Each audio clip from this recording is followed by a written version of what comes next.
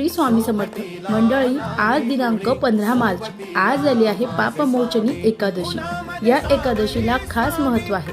आपण जर काही पाप केले असेल, त्या पापातून जर आपल्याला मुक्तता हवी असेल तर हा उपाय अवश्य करावा। उपाय अगदी साधा आणि सोपा आहे। काय करावं? आज संध्याकाळी आपल्याला तिन्ही संध्येच्या वेळेस, म्हणजे ज्या वेळेस आपण दिवे लावतो त्यावेळेस आपल्याला एक मातीची पंती किंवा पंचधातूची तुमच्याकडे निरांजनी असेल तरीही चालेल, त्यामध्ये फुलवट टाकायची आहे। शुद्ध गाईचं दूध टाकायचं आहे आणि त्यात थोडीशी तुम्हाला चिमूटभर हळद टाकायची आहे आणि जिथे तुमची तुळस आहे त्या तुळशीच्या तिथे तुम्हाला हा दिवा लावायचा आहे आणि त्यानंतर घरामध्ये कनकधारा स्तोत्र लावायचं आहे आणि ते ऐकायचं आहे। असं केल्याने आपण जे कळत न कळत आपल्याकडून पाप झाले असेल त्यातून आपली सुटका होते आणि आपल्या आयुष्यामध्ये सुख, शांती, समृद्धी अखंड राहत असते।